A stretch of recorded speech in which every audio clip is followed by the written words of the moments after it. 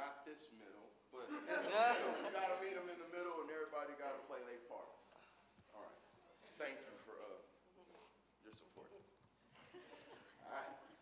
Now, all the fellas in the house, let me hear you say, "What up?" What up?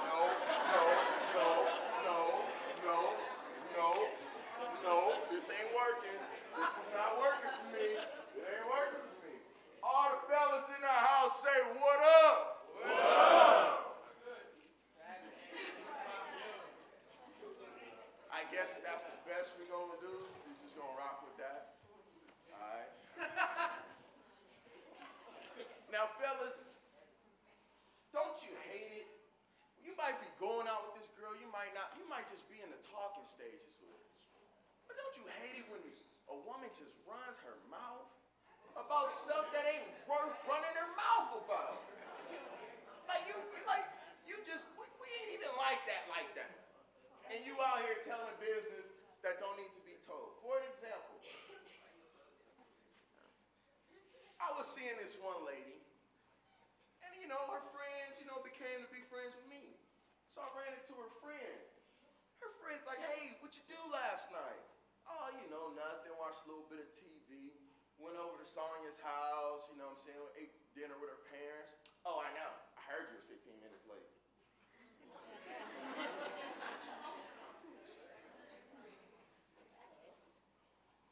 Now, is that worth spreading the business that I was 15 minutes late? But I bet you she didn't tell her friend that I brought the dinner. That ain't gonna be told. Because women let her run their mouths. But it's always about stuff that ain't worth telling. Now, if two women know each other and one of them has sex with a guy, and the girl's like, "Oh, girl, I know he was good, right? He looked good. Tell me about it. Was he good?" They ain't gonna get details. It's gonna be like, "Oh, girl, he did his thing. He did his thing." Come on now. I've heard from like 4 girls. That boy rocking. It's all right. It ain't nothing. "Hey, where you going? You out? Take your pink bandana with you." All right. Anyway, but I'm gonna get back to the being single point. Like when you're single, you get to meet a lot of people. You get to get into them different crowds. Those people you really didn't hang out with. It's like, man, I'm single. I got nothing to lose. I'm meeting friends. I'm from here and there and everywhere. Happened to meet a friend by the name of Sarah here on campus. Met her in the Danner Hall, nice little lady. So one day I'm sitting in the Danner Hall by myself at a table. Sarah comes up with a friend of hers. She's like, "Well, you mind if we sit at the table?" "Sure, you know what I'm saying? I don't own it. Go right on ahead." So Sarah introduces me to her friend. She's like, "Hey, Jermaine, this is Lauren." "Hey, Lauren, nice to meet you." "All right." So I sit down and Lauren goes, "Let me guess. You eat Funyuns and drink Tahitian treat, huh?"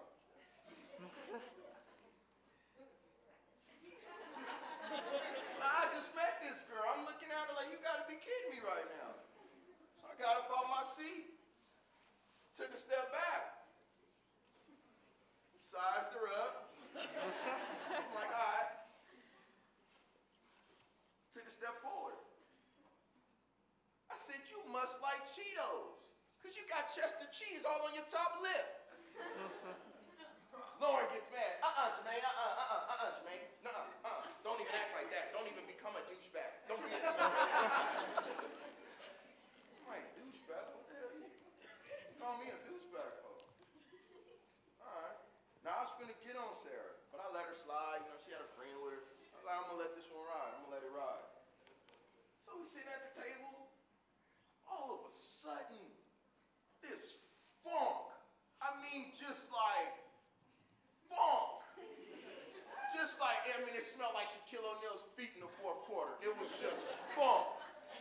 It just came out of nowhere. And you ever smell something so bad near you, you start smelling yourself? I'm checking myself. I'm like, "No, it ain't me." Next thing you know, I start smelling Sarah. I start smelling Lauren. I'm like, where the hell is this smell coming from?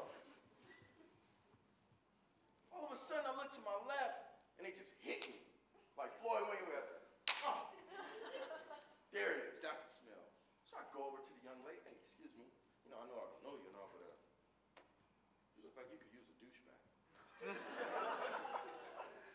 Sarah grabs him by the arm. Jermaine, what are you doing? I go, huh? So why'd you say that? I was like, what do you mean? She goes, a douchebag is a jackass. I go, well, why you just didn't call me a jackass? I was like, you call me a douchebag? I'm thinking you're talking about one of those little teal blue things that the women clean themselves up. I'm confused. So, to the smelly young woman that was, when I do see her again, I do kind of owe her an apology. Because I thought a douchebag was the little squeezy thing. I didn't know a douchebag had nothing to do with a person's personality. But, I catch on a little bit late. You know what I'm saying? I'm not up to date.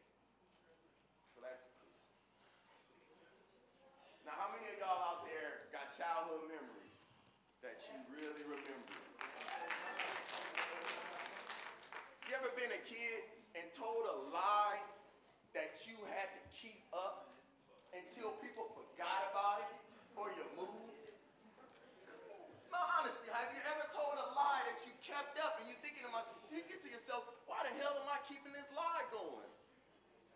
Well, I had that one time. I remember it was 6th grade. These two twins, little grimy, ugly little boys. They was always fighting everybody. They wanted to fight everybody. So the two twins looking at me one day like they want to jump me. I'm like, come on with it, player. I know karate. You don't want none of me. You don't want none of this. Right? They looking at me like, yeah. I'm like, come on with it. I know karate. I'm going to get it popping. So they kind of just like me, and we don't really know. They start walking towards me. Come on. I'm ready. They fall back. They like, whoa. All right. We're going to catch you on the rebound, player. We're going to catch you.